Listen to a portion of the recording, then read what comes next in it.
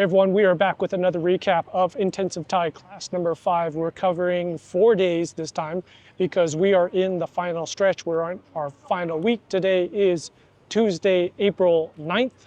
So that means we've got Wednesday, Thursday, Friday. That's it, 3 days and we are done. So we'll talk about what we did today. We'll talk about what's happened in the past couple days, of course. But we will start off with answering some reader comments and reader questions. So in the first couple episodes, someone asked, they're interested in attending. Is there accommodations around the campus? How's the accommodation situation? So yes, there are many apartments and condos near the campus because this is Chula is a 4-year university, so you've got lots of available housing for students. And this area is kind of the richer part of the kind of like almost the high-so part of Bangkok. So you're going to pay a little bit more. What I did is I chose to live between Nana and Asok. So Soi 13, I live right next to the trendy building, which is Duke, where the Duke School is located at, because the majority of the time in the past year I have spent at Duke.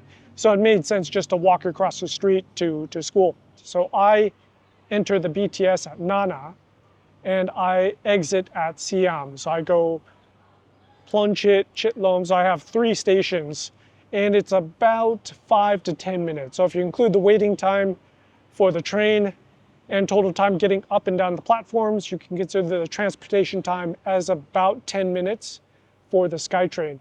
And then from there, I eat at Starbucks at Siam Center, and then I take a motorcycle ride, which is about 3 minutes, and add in walking about 5 minutes. So we're talking about a 20-minute one-way trip time to get from the condo at Asok and Nana to Chula. If you live close by, you could probably cut that down to maybe 10 minutes or so.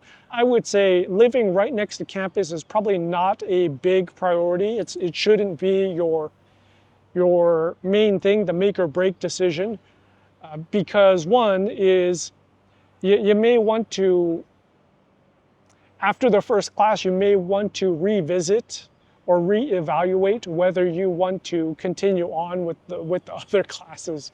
Okay, we had another question about spelling. So spelling and the final. So the final is coming up, and we will be given a review day which is Thursday. Thursday is our review day.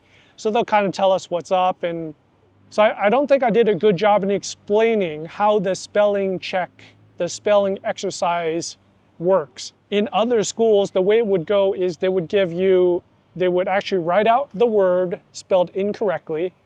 How would they do that? They would change the ending. This is a common thing where maybe the N is replaced with the L or the R. There's an R there in place of an N. There's many ways to do it in Thai because you have multiple letters spell out the same ending. That's one way of doing it. You could mess up the tone mark. That's quite easy to do.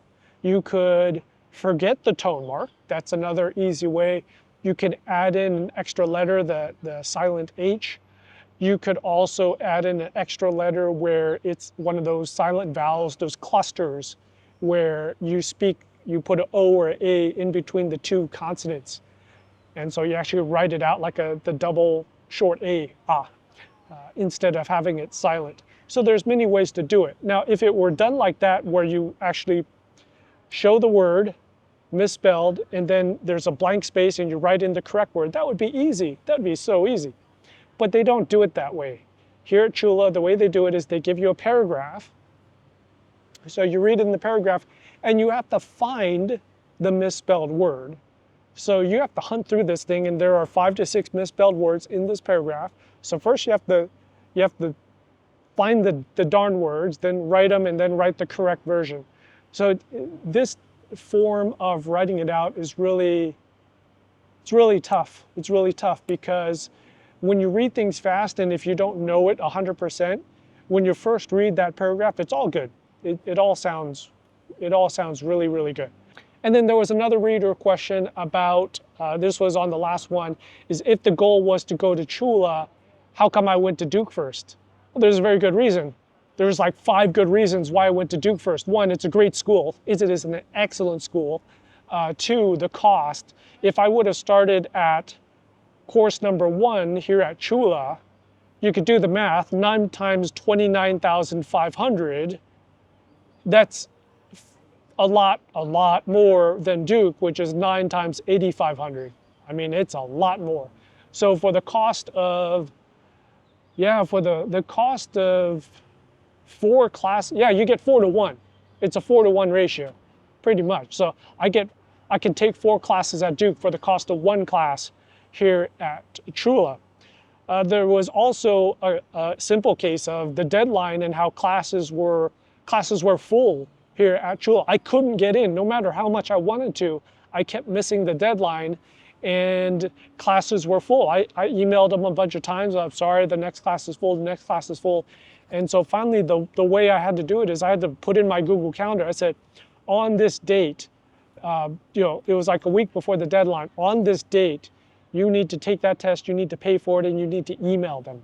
And then the fun portion, I knew that Chula would be hell, and taking classes here is work. So the work-life balance, your work-life balance while taking classes at Chula is basically, there is no work-life balance, it's work. This past weekend, we had a long weekend, we had Monday off. It wasn't a full weekend for me. It wasn't a complete weekend because I was still studying. Yes, it's a holiday weekend. We have Monday off, thank God. But I'm still studying. I'm still doing my presentation that we had to do today. From that first minute of the first hour, it's game on. You are working from the first minute of the first hour that you start. And there is no rest. There is no quiet day. It's just, you're on. Like, there's no break, right? And so for many people, that may not be possible. And frankly, there's nothing wrong to say that's not what you want. Like, no. There's a lot of people who come to Thailand they want to learn Thai, sure, but they also want to have a retirement, somewhat of a life. And also, if it wasn't for Duke, if it wasn't for me going through pretty much 7 out of the 9 classes at Duke, I would not have been able to get into class number 5 here at Chula. So it allowed me to skip the first 4 classes. Now, the jury's still out whether that was a good idea or not, but if I wouldn't have gone to Duke, so let's say I self-studied instead of going to Duke, I may have been able to get into Chula class 2. And that's being generous. But yeah, the preparation that I did at Duke, all the classes I did at Duke, helped me get into class 5. So I mean, that definitely shows that Duke is good enough. It's a great experience and it's a great class. And when you go to class at Duke, not only are you learning, but you're having fun. And I think for many people, it is the right work-life balance for them. Yes, it's challenging, but you could still have your weekends and you could still have, okay, it's 1 or 2 hours of studying a night, and then the rest of the time is up to you. Whereas here at Chula, if you only study 1 or 2 hours a night, you're gonna die here. You're not gonna pass. Okay, so today we did our presentations. This is our 4th presentation. It was kind of a weird one. It was talking about talk about your shopping experience and what impressed you about the shopping experience. And it didn't have to be about Thailand. It could be some students used China, Shenzhen. Some students most of the students I think did use Thailand because it makes sense. What I did is I recounted my experience in 2010 of buying a bulletproof vest and bulletproof helmet from a police station in Pattaya. So yeah, I mean, who knew, right? I walked right up to a police station, I asked around, and I was able to buy a bulletproof vest and helmet. And yeah, I think it's a situation that even the students and teachers were like, what the hell? How does that happen? And so that is keeping with my theme or my technique of just picking really weird, bizarre personal experiences to talk about that no one else can try to touch. And so one thing I messed up on while recounting this, now remember this is all in Thai, so I was talking about how the table had all this police gear that goes on the belt. So, you know, police officers have a belt and it looks like a Batman belt. It's got handcuffs, it's got pepper spray, it's got the baton, it's got gloves, it's got all this stuff. And I messed up by saying krung bradap. So what I was saying, I was trying to say all the equipment on the belt. But when you say krung bradap, that means accessories, and accessories is kind of like the accessories you wear on, like earrings, necklaces, bracelets, and fashion accessories. And now everyone understood what was going on, but the more proper word would be upagon. Upagon means equipment. Upagon damrot, police equipment. So I kind of messed that up, but okay, it's one of those things where Thai people will understand you, but it's one of those black, like, huh?